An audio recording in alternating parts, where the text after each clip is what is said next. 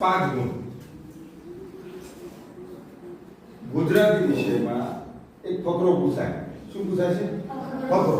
આ રીતે એક ફકરો પૂછાય છે અને એ ફકરાના આધારે તમારે 5 પ્રશ્નો કરવાના. કેટલા પ્રશ્નો? 5. દરેક પ્રશ્નનો કેટલા માર્ક્સ? 5. દરેક સાચા પ્રશ્નના કેટલા માર્ક્સ? 1 માર્ક્સ. કેટલો માર્ક્સ? 1. માનો કે 3 સાચા પડ્યા તો 5 માંથી કેટલા આવે? 3 આવે. 4 સાચા પડે તો કેટલા આવે? 4. 2 સાચા પડે તો કેટલા આવે? ઓકે. તો અહીં સાંભળો, હંમેશા તમે આવો પ્રશ્ન કરતા હોય ને, આને એપ્લાઈડ પ્રશ્ન કહેવાય, વ્યવહારુ પ્રશ્ન કહેવાય. કેવો પ્રશ્ન કહેવાય? ફકરો ગમે તે પૂછે, તમે ભણ્યા હોય એવો પૂછાય, ના ભણ્યા હોય એવો પૂછાય. આપણું કામ શું? ફકરાને સમજવાનું, સમજીને ફકરાના આધારે પૂછાયેલા પ્રશ્નોના સાચા જવાબો કરવાના. આ આપણું કામ. દાખલા તરીકે અહીં આપણને એક ફકરો આપ્યો છે, તો ફકરો આપ્યો છે તો સૌથી પહેલા આપણે એની સૂચના બરાબર વાંચવાની, વાંચીને સમજવાની. સૂચના સમજ્યા પછી નીચે જે કન્ટેન્ટ આપ્યું છે, જે વિષય વસ્તુ આપ્યું છે, એને બરાબર વ્યવસ્થિત વાંચવાનું, એને બરાબર વ્યવસ્થિત સમજવાનું અને પછી આ પ્રશ્નો કરવાના. એટલે લગભગ બધા જ પ્રશ્નો સાચા પડે. અહીં સૂચના શું છે? તો નીચેના ફકરા પરથી પ્રશ્નોના જવાબ આપો. સામે પ્રશ્નના ગુણ જોઈ લેવાના. કેટલા ગુણ છે? 5. હવે અહીં સૂચના લો ખાસ. નીચેના એટલે નીચે ફકરા પરથી, એટલે ફકરો આપ્યો હશે એવું લખ્યું કે નીચેના ફકરા પરથી, એટલે ફકરો આપ્યો હોય કે આપ્યો હોય, હા, એના આધારે શું કરવાનું છે? પ્રશ્ન નહીં પણ પ્રશ્નોના જવાબ આપવાના. એટલે એકથી વધારે પ્રશ્નો હશે એવું સમજવાનું. દરેક પ્રશ્નના કેટલા ગુણ હશે? 5 પ્રશ્ન છે, દરેક પ્રશ્નનો 1 ગુણ એમ આપણે ભાગી નાખવાનો. ઓકે. હવે અહીં જુઓ, બરાબર ફકરો શાંત રીતે વાંચવાનો. હું તમારી સામે ફકરો વાંચું તો બધા ધ્યાનથી સાંભળજો અને યોગ્ય આરો અવરો સાથે વાંચવાનો. આડા આવું નહીં કરવાનું, નહીં કે સમજવામાં તકલીફ પડે. સાચું વાંચશો તો સાચું સમજશો. સમજાય ને? ઉતાવળ કરવાની નહીં. ઉતાવળ કરવાની નહીં. હા, એ બહુ મહત્વની વસ્તુ છે. અહીં જુઓ, ઉનાળામાં સખત ગરમી પડે છે. ગરમીથી રાહત મેળવવા લોકો સુતરાઉ કપડાં પહેરે છે. ઉનાળાના બપોરે ખૂબ જ ગરમી પડતી હોય છે નહીં. તો અહીં ભૂલ થાય. ઉનાળાના બપોરે ખૂબ જ ગરમી પડતી હોય, રસ્તા પર લોકોની અવરજવર ખૂબ જ ઓછી થઈ જાય. આટલું ભૂલ થાય છે વાક્ય. જો આટલે ઉનાળાના બપોરે ખૂબ જ ગરમી પડતી હોય, રસ્તા પર લોકોની અવરજવર ખૂબ જ ઓછી થઈ જાય. આટલા વાક્ય પૂરું થાય છે. બરાબર? લોકો ઘરમાં પંખા ચાલુ કરીને આરામ કરે છે. આટલા વાક્ય પૂરું. આ સમયમાં લોકો ઠંડા પીણા અને આઈસ્ક્રીમનો ઉપયોગ કરે છે. અચ્છા, આ આઈસ્ક્રીમ એ કેવો શબ્દ છે? ગુજરાતી કે અંગ્રેજી? અંગ્રેજી શબ્દ છે, પણ એ ગુજરાતીમાં વળી ગયો. આઈસ્ક્રીમને આપણે આઈસ્ક્રીમ જ કહીએ છીએ. બરાબર? ચાલો. પશુઓ ઝાડ નીચે અને પંખીઓ વૃક્ષની ઉપર. ફરીથી સમજો, પશુઓ ઝાડ નીચે અને પંખીઓ વૃક્ષની ઉપર છાયડામાં બેસીને ગરમીથી પોતાનું રક્ષણ મેળવે છે. અહીંયા ફકરો પૂરો થયો. આપણે ફકરાને બરાબર વાંચ્યો. હવે ફકરાના આધારે એ પરીક્ષા તમને કોઈ સમજાવવા આવશે નહીં. તમારે જાતે સમજવાનું છે અને જાતે કામ કરવાનું છે. એટલે આ કામ કરો ને તમે, ખૂબ ધીરજથી સમજી વિચારી અને વાંચવાનું કામ કરવાનું. બરાબર? એક વખત સાચું સમજાય પછી તમને પ્રશ્નોના જવાબ કરવા ખૂબ સરળ થઈ જશે. ખૂબ સરળ.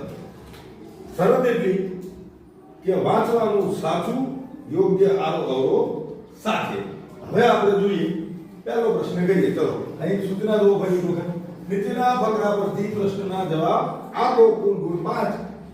તો આ ફકરો છે નીચેનો, એને આપણે વાંચો. હવે એના આધારે આપણે જવાબ કરવાના છે. જવાબ કરતી વખત હંમેશા એક વસ્તુ યાદ રાખવાનું, ફકરાને પોતાની નજર સમક્ષ રાખવાનો. ક્યાં રાખવાનો? પોતાની નજર સમક્ષ રાખવાનો. ઉડઝૂડ જવાબ કરવાના. કારણ કે ફકરો તો આપણને આપેલો છે, તો આપણે ફકરાની સામે શું કરવાના જોઈએ? વાંચ્યા પછી એ જોવાનું ફકરાની સામે. સમજાય ને? તો બધા જવાબ સાચા પડે. હવે દાખલા તરીકે આ ફકરો છે, એના આધારે અહીં કેટલા પ્રશ્નો છે? 1 2 3 4 5. 5 પ્રશ્નો છે. તો ગુણ કેટલા છે? 5. તો દરેકના કેટલા ગુણ થયા? 5. દરેકનો ગુણ કેટલો થયો?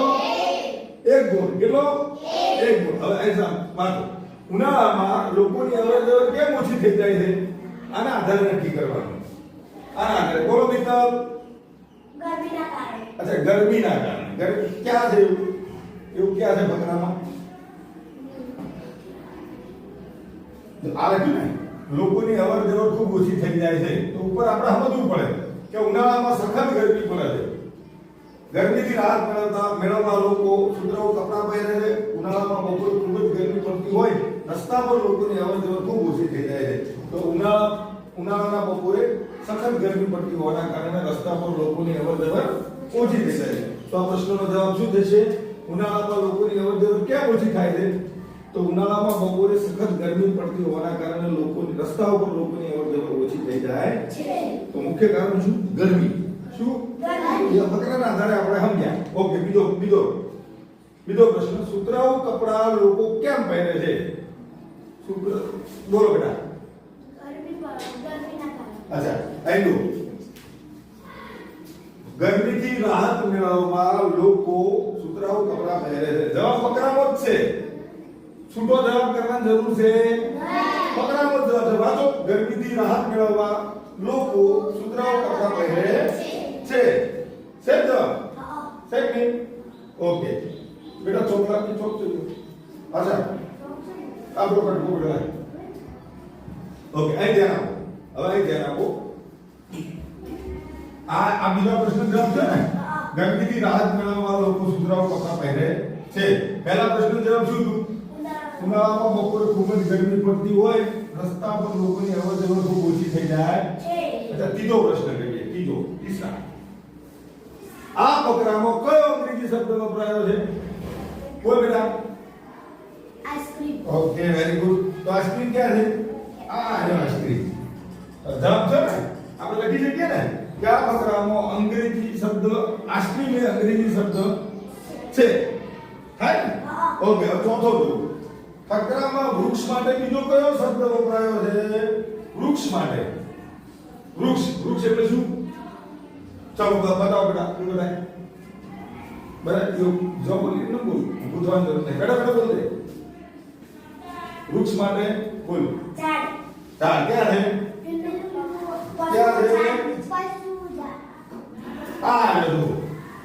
આ વૃક્ષનો સમાનાર્થી શબ્દ છે અથવા તો કયો શબ્દ કહી શકીએ?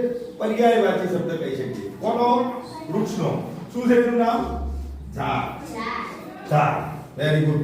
તો આપણે જવાબ એવો કહી શકીએ કે ફકરામાં વૃક્ષ માટે બીજો ઝાડ શબ્દ વપરાયેલ છે. તો પાંચમો પ્રશ્ન જો. ફકરામાં બચાવ માટે બીજો કયો સમાનાર્થી શબ્દ વપરાયેલો છે? બચાવ માટે. બચાવ માટે બીજો કયો સમાનાર્થી શબ્દ વપરાયેલો છે? બોલો. આવડે છે? બોલો. પકડો, વાંચો જુઓ. અહીં જુઓ શબ્દ જુઓ. બોલ બેટા. Very good. બચાવ માટે બચાવનો સમાનાર્થી શબ્દ કયો છે? રક્ષણ. અચ્છા, આ તો આપણે આ ફકરામાં અંદર 5 પ્રશ્નો કર્યા. આ ફકરામાંથી બીજા પણ પ્રશ્નો કોઈને કાઢવાનો તો કાઢી બીજી રીતે પૂછી શકે. સવાલ એટલો છે કે તમારે એને પદ્ધતિસર ફકરાને વાંચવો જોઈએ, સમજવો જોઈએ અને પછી પ્રશ્નોના જવાબ કરવાના થાય. મારું એવું માનવું છે કે તમે આ ફકરા વ્યવસ્થિત વાંચશો, સમજશો તો બધા જ પ્રશ્નોના જવાબ સાચા કરી શકશો. સમજ્યા તમે? અચ્છા, હવે તમારા પાઠ્યપુસ્તકની અંદર 5મા ધોરણમાં તમે તો આવા કેટલાક પ્રશ્નો છે. ફકરાના આધારે જવાબ કરો, ફકરાના આધારે જવાબ કરો. અથવા તો 3જા 4જા ધોરણમાં તમે પાઠ્યપુસ્તક લઈ અને આ પ્રકારના પ્રશ્નોના જવાબ તમે 2-4 ફકરા સોલ્વ કરો તો તમને આઈડિયા આવી જાય. સીટી માં વેઇટેજ કેટલું છે? અને મહત્વ કેટલું છે? 5 ગુણનું. કેટલું? 5. અને આવડી જ જાય. આવડે કે આવડે? ઓકે. તો આ હવે લખો તમારી નોટમાં શાંતિ.